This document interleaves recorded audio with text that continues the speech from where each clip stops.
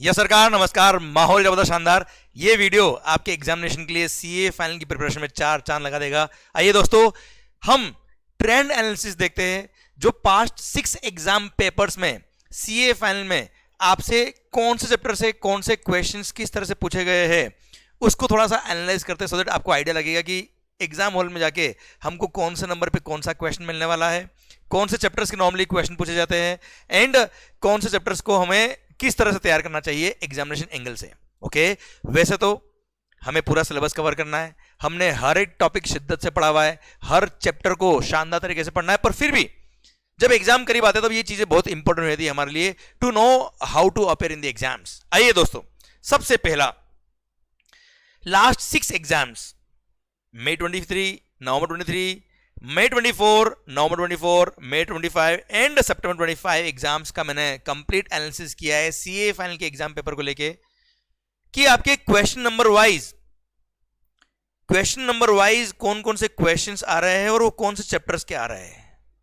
Okay, जिससे आपको idea लगेगा प्रिपरेशन करते वक्त कि कौन सा चैप्टर को पहले प्रायोरिटी देने की आपको। ओके, एंड आपको यह भी पता होना चाहिए कि जब हम एग्जाम हॉल में जाएंगे, नो डाउट एग्जाम लिखने से पहले 15 मिनट्स एडवांस में आपको टाइम मिलता है, पेपर को आप रिव्यू कर सकते हो, कौन सा पेपर आपको, कौन सा क्वेश्चन आपको पहले अपेयर करना है, कौन सा बाद में करना है, वो आप देख सकते हो। पर एक माइंडसेट हमारा ऑलरेडी तैयार होना चाहिए यार।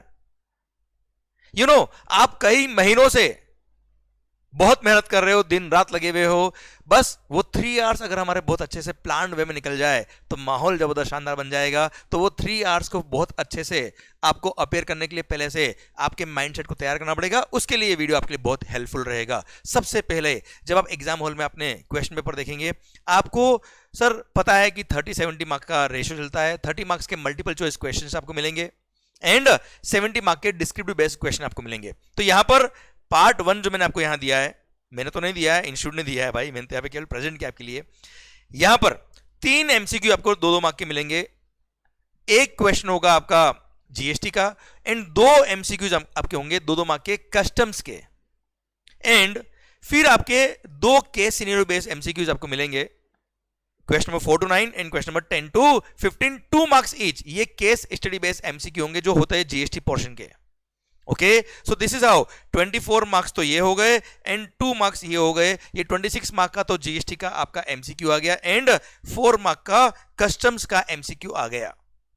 ओके सर, अब आपको जब डिस्क्रिप्टिव बेस्ड क्वेश्चन आपको मिलेंगे, अच्छा ये भी जो 30 मार्क के क्वेश्चंस आए हैं, अच्छा initially institute was not allowing you to take away the MCQs with you after the exams, पर लास्ट 3 एग्जाम से MCQ बुकलेट भी, MCQ के जो क्वेश्चन एग्जाम में आए वो भी आपको दिए, तो उसके बेस पे मैंने निकाला है। देखिए, सबसे पहला टाइप्स ऑफ कस्टमरी, फिर general provision under customs act का MCQ था, एक रजिस्ट्रेशन चैप्टर का MCQ था, फिर general provisions, types of customary again 2 mark के MCQ कस्टम्स के, इनपुट टैक्स क्रेडिट का एक क्वेश्चन आया और देन कस्टम के 2 question, valuation of goods and importation exportation के 2-2 मार्क के क्वेश्चन एमसीक्यू के, and then case study based MCQs जो आपके 12 मार्क के 2 क्वेश्चन, मतलब 6 मार्क्स के 2 केस स्टडी होंगे सर, 6 क्वेश्चंस के 2 केस स्टडी होंगे जो 12 मार्क्स ईच कवर करते हैं। ओके, जो जीएसटी के होते हैं बच्चों। अब जब आप पेपर अपना डिस्क्रिप्टिव वाला ओपन करेंगे तो वहां पे आपको दोस्तों 6 क्वेश्चंस मिलेंगे, total 6 questions will be there. Most interestingly question number 1 जो होता है वो कंप्यूटेशन ऑफ जीएसटी लायबिलिटी का होता है, जो 14 मार्क का बड़ा क्वेश्चन बनता है, जिसकी हम बहुत तैयारी करते हैं, बहुत प्रिपरेशन करते हैं, बहुत ही मेहनत करते हैं उसके लिए।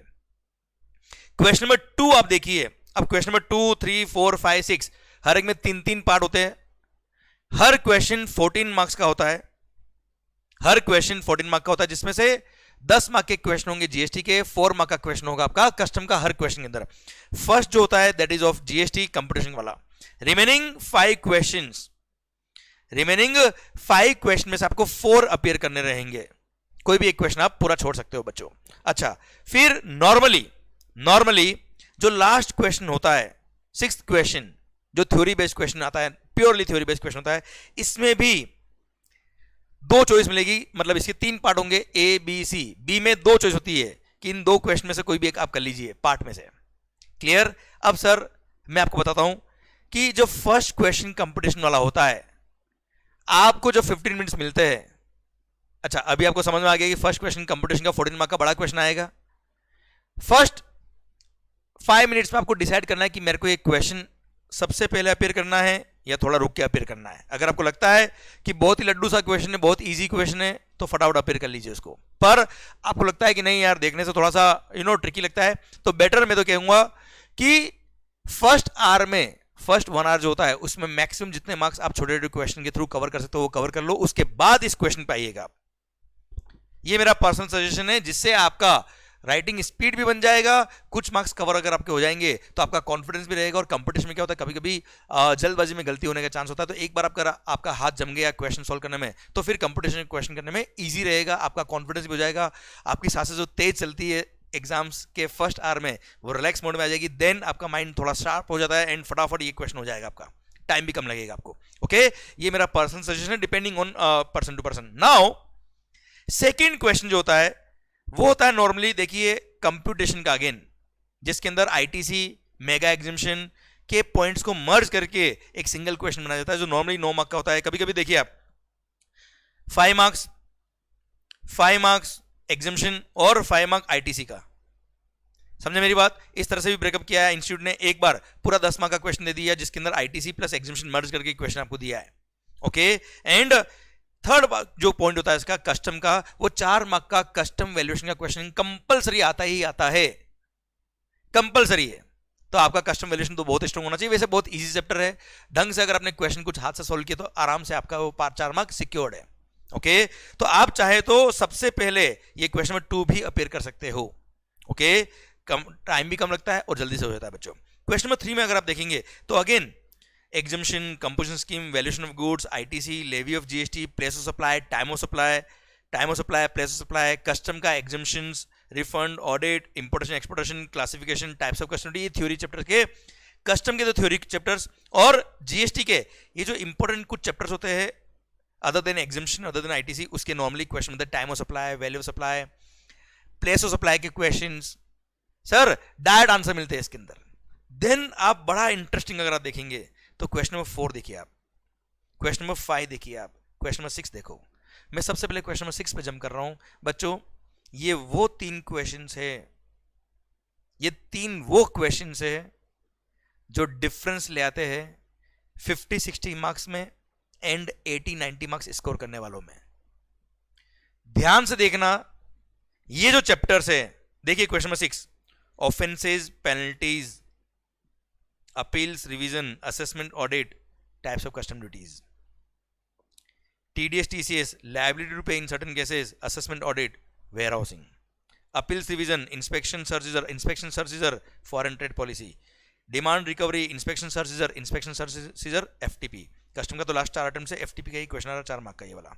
फिर appeals, revision, demand recovery, assessment, audit, appeals, revision, advance ruling, assessment audit. Sir आपने अगर इन चैप्टर्स को ध्यान से पढ़ लिया तो काम हो गया। ये देखिए आप क्वेश्चन नंबर 5 भी देख लो आप बच्चों। Again demand recovery, advance ruling, baggage, offences, penalties, demand recovery, duty drawback. अब ड्रॉबैक तो खैर आपके सिलेबस में नहीं आया, हट गया है। Appeals, revision, offences, importation, exportation, offences, appeals, examinations, offences, appeals, warehousing, offences, demand recovery, general provision under customs. देखिए ये डायरेक्ट वो चैप्टर्स है जो नॉर्मली बच्चे बहुत लाइटली लेके पढ़ते ही नहीं है, रिवीजन ही नहीं करते सर।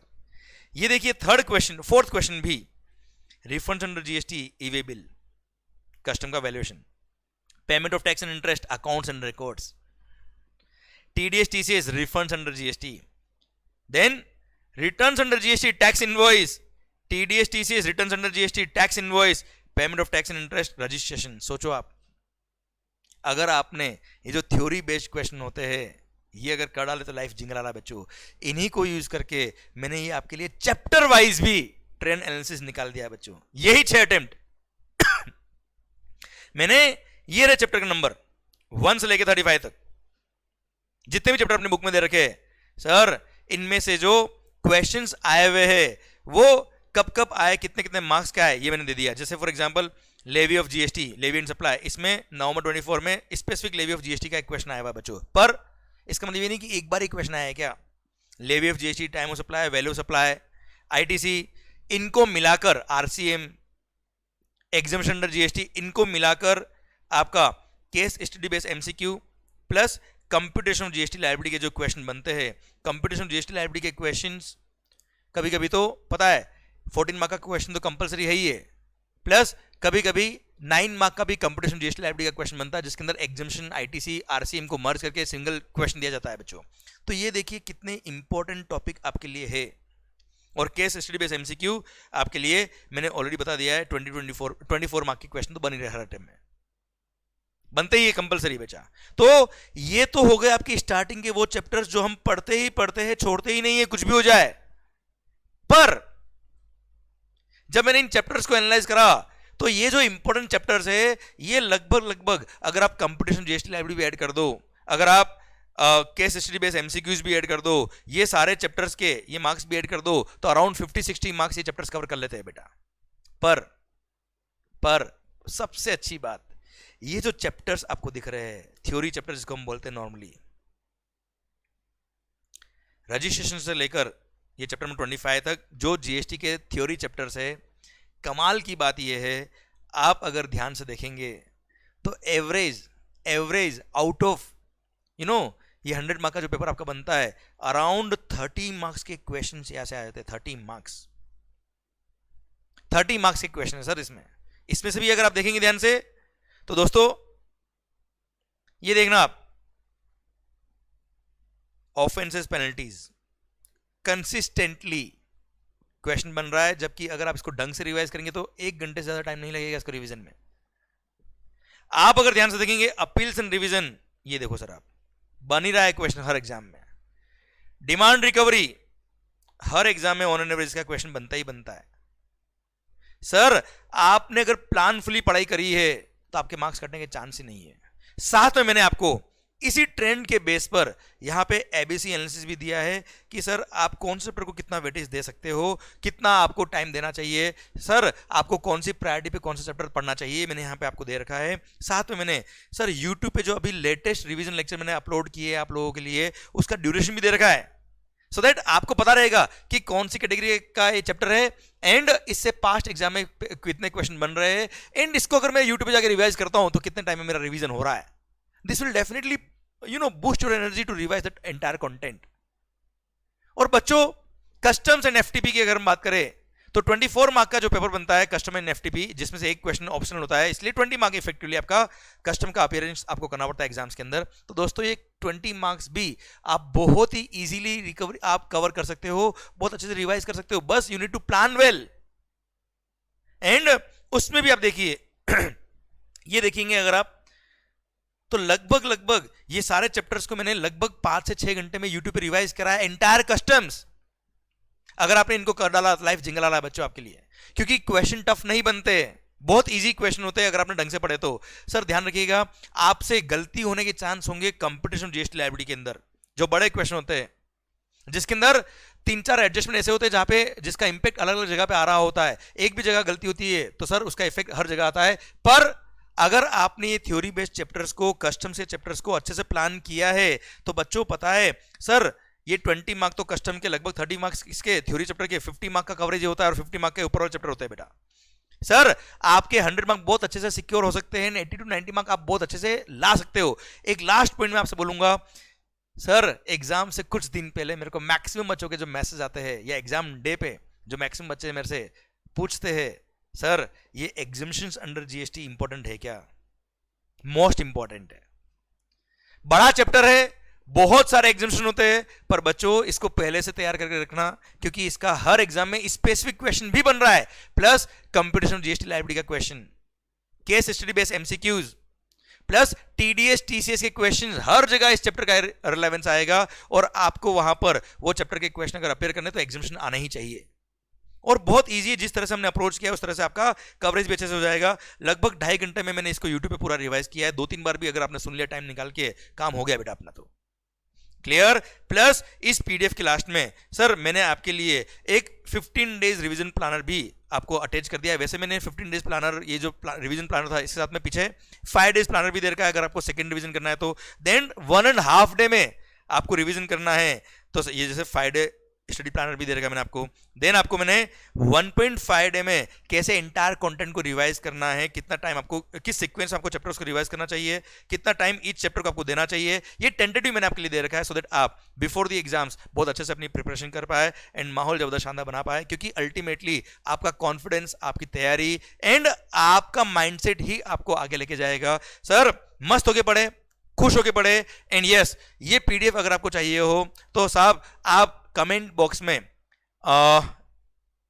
माहौल जबरदस्त शानदार लिख दीजिए, या फिर आप एक काम करिएगा, मैंने एक गूगल फॉर्म का लिंक दे रखा है डिस्क्रिप्शन में, गूगल फॉर्म का लिंक दिया है, वहां पे आप गूगल फॉर्म फिल करिएगा। मैं पूरा complete trend analysis along with this revision planners etcetera, ये जो पूरा पीडीएफ मैंने आपको दिखाया है, पूरा मैं आपको सर ईमेल कर दूंगा। आपको जैसे आप गूगल फॉर्म भरेंगे आपके पास वो आ जाएगा इन्फॉर्मेशन, ये पूरा पीडीएफ आ जाएगा, so that you can plan accordingly. And जिनके भी एग्जाम्स मई 26, सितंबर 26 एंड ऑनवर्ड से, उनके लिए भी जब आप प्रिपरेशन कर रहे हो भी एग्जाम्स के लिए, यही ट्रेंड रिलेवेंट रहेगा और यही तरह से आप प्रिपरेशन करेंगे तो मजा आ जाएगा आपको। एंड यस, यही ABC analysis will be helpful for you all guys. अगर आपके एग्जाम्स जनवरी 26 में है तो डेफिनेटली इसको फॉलो करिए। मेरे को ऐसा लगता है कि इस एनालिसिस के बेस पर आपकी प्रिपरेशन और अच्छी हो सकती है एंड आप टाइमली अपने पास जो अवेलेबल टाइम है उसको अलोकेट करके अपना रिवीजन इफेक्टिवली और एफिशिएंटली कर सकते हो, सो दैट आपके बहुत अच्छे स्कोर आए। मस्त होके पढ़े, खुश होके पढ़े, माहौल के साथ पढ़े एंड सर मजा अगर आ गया हो एंड अगर आपके लिए यूजफुल हो तो डेफिनेटली अपने जितने भी फ्रेंड्स है, अपने फ्रेंड्स के जो ग्रुप्स है, उन सब में ये वीडियो जरूर शेयर करिएगा क्योंकि ये मोस्ट रिलेवेंट है एग्जाम्स के लिए। All the best guys, thank you so much, love you lot and be confident, we are with you, thank you so much, bye bye.